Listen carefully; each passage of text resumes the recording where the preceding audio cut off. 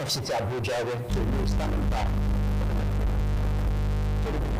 What I wanted to you, Daniel, thank you for handing over right there and taking a look at the youth and governance right there, role of youth in the scheme of things. Let's just hope we have how a youth with fresh ideas on how they can navigate through the challenges of getting to elective positions right there. And moving away from that, that takes us to a major issue. Talking about the war all transpired yesterday, the president represented by his chief of staff, inaugurated a committee that decided to come out with the legalities for the next census that will be ensuring that we have the right information to really be able to work with going forward right there. And this issue is also bringing to bear the fact that in 2006 we had a census that generated the whole reaction, with some not so believing in the result of the election. But now we are looking forward to another census. The modality, the challenges, the issues that began with the 2006 election census, are they being dealt with? Or probably the area of the edge again. Getting the best money to take a look at that is Reverend Simon Amoye as a public affairs analyst. It's a pleasure to have you this morning. Thank you very much, and it's also a pleasure to be here. Looking at it right there, we talk about the national census, following the statement made by the federal government yesterday right there in the provincial villa. They talked about setting up the committee that will work out the modalities for the next general census right there. What is your take on this? It's something, my take, like you said, is this is something that is long overdue. We should have had the census done quite a while ago. A nation as ours will always need to have information that is reliable. These benchmarks upon which you can do planning, which you can do policy management, implementation, these lines upon which you'll be able to resolve and look at critically the issues that face our population. So for me, it's something that should have been done, and now it's also a very good time to go ahead with it. Now you talk about very good time to go ahead with it. I'm of the opinion of putting into consideration the current economic challenges facing the country, where people are passing are struggling to survive. And we know the amount of money that will be involved in conducting the census. I'm of the opinion this may not be the right time to do it. What's your take on that? I love the word you used. You said your opinion. Yeah. It's your opinion, but okay, then I also say my opinion is that it should go ahead and be held. Because the fact is, yes, we're having a very serious economic crunch. Now the question is, how did we get ourselves into this crunch? And if we realize that we got ourselves into this crunch because we don't have the proper data to do adequate planning, and so we got ourselves into this. So the way to get ourselves out of it is to acquire the adequate data so that our planning will be efficient and be able to take cognizance of some of the things that we ignored previously. So I believe that it's a good time to do it. However, due to the huge economic burden that we now have, it means that the resources that will be allocated must be properly managed, no matter how small, so that we can get the best and most accurate data of our population. So I believe it's the right time to have it done. Okay, let's take a look at the challenges that began with the last census we had. We had census conducted multiple of times in this country, but the last one generated a whole lot of reaction. Some people are not satisfied with the result of the census conducted. To the extent that Lagos felt they have to do another census to really get it, because they can.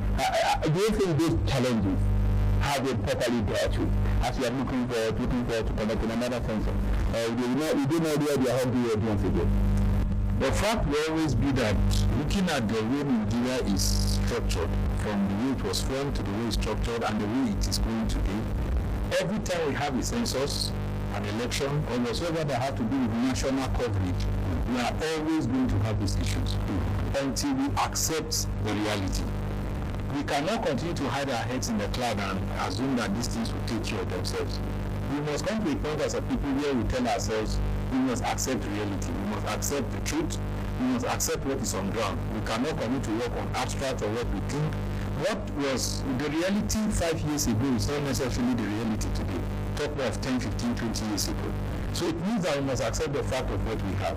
Secondly, we must learn to trust. We must learn to trust those that we have given the responsibility to manage our national affairs or our local or state issues. We must be able to trust what they have said. And should there be any reason why we do not trust, we should have frameworks that makes it streamlined to be able to go about our complaints. Evidence-based, of course, not just biases and all of that. It is not just the 2006 census that had issues. If starting from 1962, 1963, down to the one of 2006, they all had their issues. And so I do not expect that this one will be any different. But that does not mean we should not go ahead and have it done. The census is too important for us to ignore at this point in time. The census is so critical for national planning. It's so critical for the administrators. It's critical for almost every sector of the Nigerian value chain. So it is that, yes, these issues must come up. This committee that have been set, now that they are beginning to look at the framework upon the census to be done, they must put it into consideration. How should a Nigerian citizen be able to go about expressing their grievances? Should there be a problem during the census and all of those things? It should be put in place because, of course, if we have not learned to trust ourselves, nobody will trust us. So I think it starts from there. Another issue that is very something to me is the fact that, I don't know, I thought it's only politics that the DSP was reading. But there have been multiple of times where also been to the authority reading the census. My question is, on our ethnic biases, be one of the major problems that always lead to the issue about reading, because a certain part of the country wants to have big numbers because it helps them. And if ethnic biases involved in a political issue, also another thing that we need to get when it comes to census. When we look at the challenges that have been dealt with the past census, we see that there are a few issues that come to play. Ethnic bias, religious bias, you have falsification of results, you have insecurity and violence, which is something that's around with us right now. And the list goes on and on. Now, the fact is, these bias that we created for ourselves, how have they helped us to shaping our national discourse, to shaping our national interaction and integration? We realize that one of the major challenges that have bedeviled Nigeria from attaining it to reach its potential is this bias, ethnic and religious bias. It is true that I and you may not be from the same ethnic groups, but can we accept to stay together, to live together in order to achieve a common good for all of us? I believe it is possible. I believe it is possible that I and you may not be from the same religious backgrounds, but we can decide that we can work together in order to achieve our goal. And if this is true, then as we prepare towards the next census, then we must begin to learn to put aside these biases. However, like I mentioned earlier, there are times when a citizen have a genuine cause to doubt the accuracy or the coverage of the census activities. Such a person should please not play the card of religious or ethnic bias. Rather, they should come up with facts, figures, evidences that will help those that will prosecute these cases to be able to pursue them. Yes, you mentioned something that is quite critical both for me and also for all of us, which is the issue of reading. I will say this here, but you will be held liable. Sorry to say that. The reading machine in Nigeria is always calibrated during census. We must understand that. And that is why all our hands and eyes must be on deck to ensure that we have a census that is actually, let me use the word, true, transparent, accountable. The reading machine, what do I mean by this? You travel to some of the states that post very huge numbers during elections or during national discourse and issues like that, and then we look at us. Population is not something you can hide. If I say I have 150,000 persons or 150 persons in my house, right? A visitor should not come and begin to look for 150 persons, especially at night, because everybody is supposed to come back home and do and rest. And then you come to my house, I tell you I have 150 persons under my roof, and then you come around day and night, you cannot find 150 individuals. Now, some of these things are why there are doubts are sometimes cast upon our census. And so this time we should try. States should hold themselves accountable, local governments should hold themselves accountable to give statistics, data, information that will be reliable and actionable, not information that will begin to raise issues. You go to a place where you cannot find 30, you cannot find, let's say, 100 primary schools, maybe in the whole local government, and then that local government tells you that it has maybe 2 million children.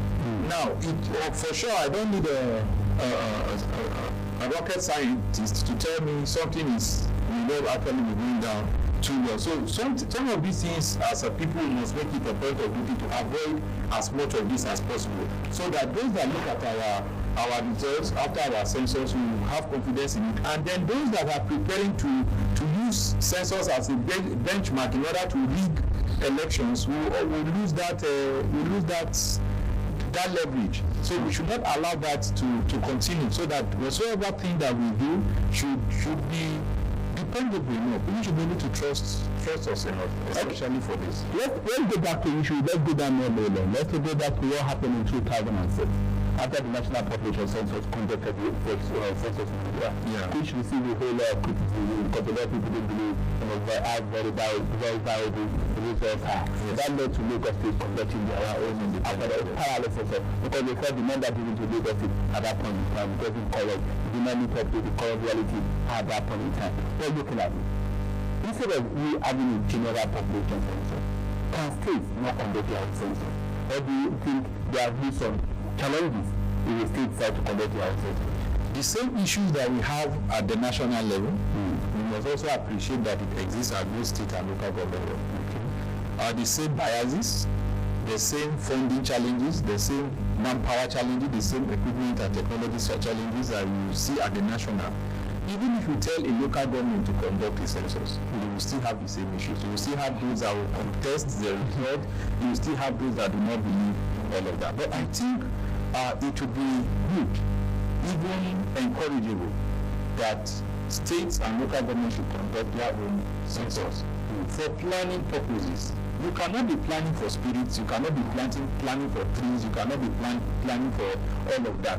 You need to plan for people, boots on the ground, people that need those services and need those goods now, not people that are past or those that are coming in the future. Yes, you need to do for them too, but then I believe you understand what I'm saying. Yeah. So if the local government does not know her population, how does it maybe that is one of the reasons why a lot of local governments seem not to be up on their feet and doing what the people really need. A state that does not know her population and the things that are happening with its citizens, how will she be able to provide goods and services that really meet the need of the people and not just a few individuals that are pressure points, that are pushing pressure points here and there. So I think it is very, very encouraging that states and local governments should also run their own internal census, and then whenever there's a national census, you can always contrast, you can compare to see how accurate it is or how they correspond, and I think it will help a lot. It will go a long way. However, these biases must also be put at the background so that they do not affect the accuracy of the results of survey. I'm still talking about it and looking at it right now, because when we're talking about this census, we are talking about that not just the people and the ICs are also involved. We're talking about the number of counting and stuff like that. And put into consideration the experiences we had the last time and what we are looking forward to going forward that year. And this is coming few years before the next general election. Yeah. Do you think there's a political matter on why we are trying to have this now?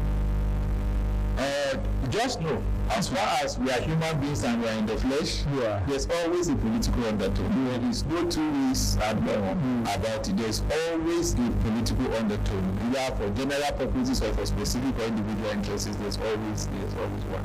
But I want to believe that this is long overdue. Remember that the last time we had a census in Nigeria is about 20 years ago, 19 years now. Yeah. That is too long. Even those that write dictionaries and compendiums and all of that, they review their work every 10 years maximum. And some people are even calling for reviews as low as 5 years. Because remember that most of transportation, most of information and all of that, technologies is making things so fast. Let's just look at something. During the immediate past national holidays that we had, you can see how the city centers became almost vacant within a few hours. because so many people left the city centers to go celebrate with their loved ones outside of the cities, and then in a few hours time or in a few days time, those persons will come back. Transportation has made it such a way that people are moving so fast, and so it means that whatever figures you had maybe 5-10 years ago, they are no longer they will no longer be relevant even now. And so it means that whether political undertone or not, it is high time Nigeria had a census in order to be able to gather the information that we need. Okay. Look at in the light of that, look at where we are right now. Probably this will put an end to numbers being bandied around. That Nigeria is over 200 million, Nigeria is 150 million. Because the last census we had, I think the population, that was in 2006, about over 140 million. Yeah. But ever since we know there's been massive population explosion since that time. And there's been a movement of people from the rural area down to the other area. That also led to a massive explosion in the urban areas. But in the light of this, another major challenge that we do face when it comes to census also have to do with overcounting and also undercounting. Do you think there's a way they can make provision for that? How do you ensure that people don't get to be counted more than once? What are the things that you'll be talking to those people about how we can get the best out of it? The problem of census almost everywhere is a reality which we must all accept, that there are interests that needs to be either covered, protected, or otherwise. And these interests will always find a way of rearing themselves when opportunities such as this come. So, and sometimes you find the problem of overcounting, you find the problem of undercounting. Though overcounting is more criminal, undercounting sometimes can be logistical challenges that will lead to that. Maybe those that are maybe you have an area of 50 square kilometers, and then maybe you have just 17 or 18 people to cover all of that area. And so at a point, maybe due to the time frame for the election, for the census, we may not be able to reach each of the nook and crannies. Sometimes we also have the problem of poor education campaign before census. Some people may not even be aware that a census is even ongoing and all of that. And then sometimes you have infrastructure, you have unreliable demographic maps. And that also could lead to undercounting, in the sense that some of the persons that are even coming to do the counting may not be from the local area, and so they do not know where the communities are located, and sometimes a whole community may be bypassed in the process, so it could lead to undercounting. However, for those that are on the table right now, we are not, and they are doing the planning towards the national census coming up by God's grace, I want them and all of us to be able to remember that Nigeria is larger than what we think. It may be your own little corner of the FCT and you feel as if FCT is large and all of that. Just multiply that by 1,000. It will just begin to come to terms with the reality of how huge Nigeria is. The logistics that will go into ensuring that everybody is counted once is huge. If you're talking about during elections, you're talking about rolling out over maybe, I don't know how many 100,000 persons that participated in the last general elections. Multiply that by 3 or 4 when we talk about census. We're talking about both housing and general census. It means we want to count everybody. We want to count every structure, every building. And that is a huge responsibility to be carried out. So those that will be going into this, please, we should ensure that we have enough manpower. Thank God that Nigeria does not have a shortage of manpower. Anyway you look at it, one of the things that we are blessed with, we have enough people to do anything we want to do. And all of the members of this will be that some people will also be employed during this period. The period they will have something. So what I'm trying to say is get a lot more of these people employed. Let there be enough individuals to go down to the grassroots and make sure that everybody is counted once. We could pick a leaf, anyway, it may be funny, but we could pick a leaf from the immunization that is normally done. Whereby when a child is immunized, there is an ink that is put on the person's so that it may look funny to have an adult rolling around with that. And there's a conscious effort the way when it comes to immunization, they keep knocking at your door, they get to every nook and cranny. So we could pick from that and ensure that everybody is counted once. There are things that can be done. We cannot eliminate all of it, but we can minimize it in such a way that anybody that reads or sees our national data of census will have the confidence level should be very high And for those that no matter what we do, we won't please them, we won't go into the argument about that. Okay, I want to say thank you to your friend Simon Amoyo for joining us this morning and taking a look at the decision by federal government to conduct a national population census and look at how we can be able to get across to every individual across the country. And let's hope that this time around we can get the right result. So we're waiting for the committee to come out with the modalities and everything strategy needed to ensure 3 weeks estimated has been due to them by the presidency, and let's see what they're going to come out with. There we see. Hopefully this time around we can get close to the right border and we can reduce the mistakes and challenges to the BRS, so we can get something that the right data that we can work with.